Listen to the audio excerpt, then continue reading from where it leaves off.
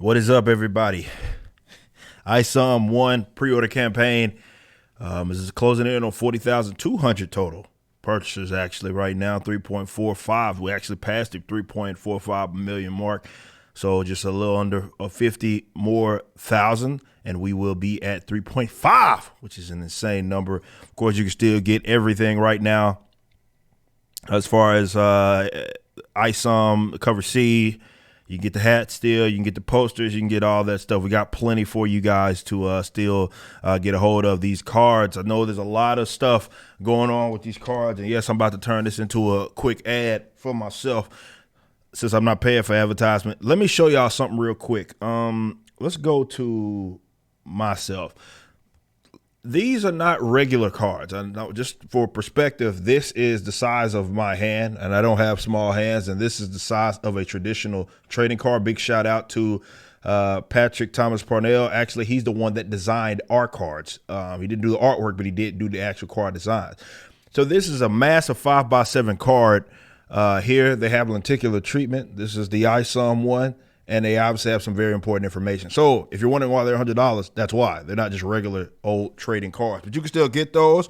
I'm telling you, you're going to want to get in because they are campaign exclusive. We will not be selling these after the campaign is done. But speaking of money, there is something that I want to talk about. I saw this going around. I couldn't find it when I wanted to do the video. I finally had time to do a video. So big shout out to your boy, Zach. He had it on his community wall. This company is going to make me so much money. I am over the days of where I used to want to save this company from itself. Used to want to, at some point I had aspirations of maybe working for that company way back in the gap. Those days are no longer. And now it's more of a benefit to me when they continue to do this goofy stuff because they're out of ideas and they're hiring people that probably shouldn't be in these positions at all. Now, what I'm about to show y'all is something that we already talked about before. I just want to make that a disclaimer. I guess we got some more artwork on this edge of the Spider-Verse. I don't know which issue this is going to be. I know they're doing the black tokenized Spider-Woman or Spider-Man right now, black tokenized Spider-Man right now. And I ain't talking about Peter Darker. It's a female one, I think from the UK or something like that. So now we have this whole web of spider nonsense.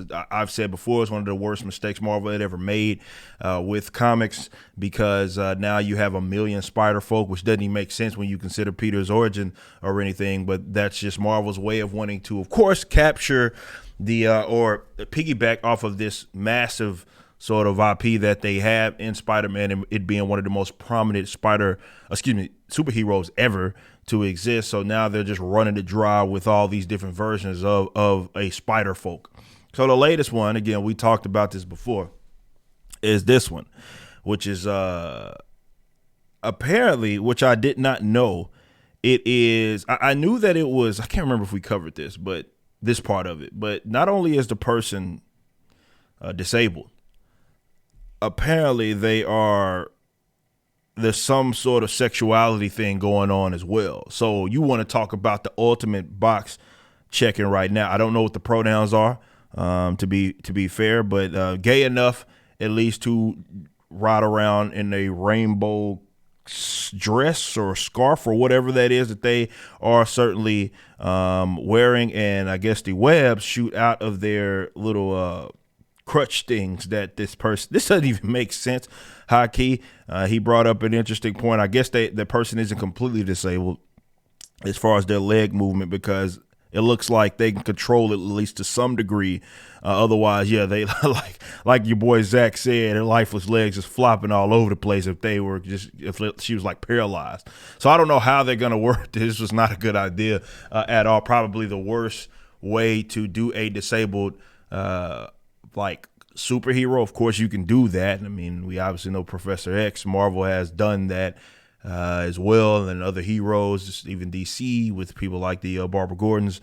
They can do that. It's not like they can't make them into prominent heroes of some sort of very useful heroes and be disabled. But this was probably not, on the one just kind of just flying around I don't think they thought that one through, but that's what happens when you just lead with, hey, we have a box to check. And this is still what happened with this whole Spider-Verse thing.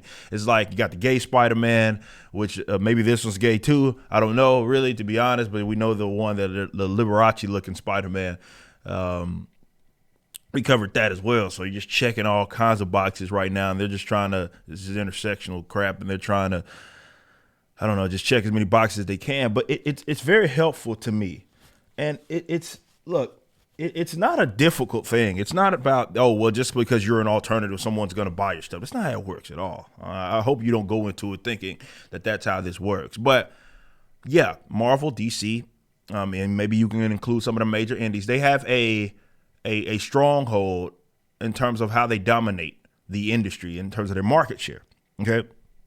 Between those guys, if you include Image and you include maybe Dark Horse and some of these other major indies, like they pretty much run the game, right? Like guys like myself, self-publishers, new publishers aren't really running the game at all. But as the big guys do more of the goofy stuff they do, well, you send people that like, they get fed up. There's a lot of folks that have reached out to me and it's like, man, this did it for me or that did it for me. And I just wanted to look into something different. And that's what lit the fire under them, or rather just more incentivized them, I think is the proper term. When you're in a position like Marvel and DC, there's no reason why you shouldn't be the top dog all the time. Like there shouldn't be any exceptions. You already control the market. So if people are, let's say, not intrigued or not wanting to be customers of yours anymore, there's something that you did. Yeah.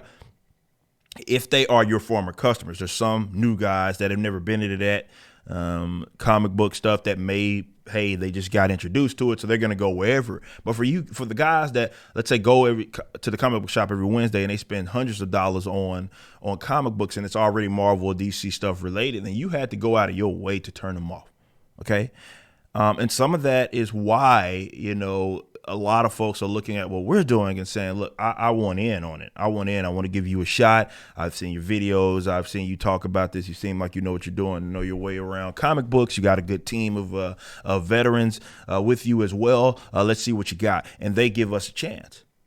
And this is why it's so beautiful that they keep doing that, because at least those that are customers, actual customers, and I consider myself an actual customer as well, they get to compare and contrast. It's like, do I want this just because I know it, I love it, I grew up with it? Do I want this crap or do I want something else? And when that compare and contrast is with you guys, well, there's a reason why people are going to get ISOM issue number 1, and we are just getting started, baby. Just getting started.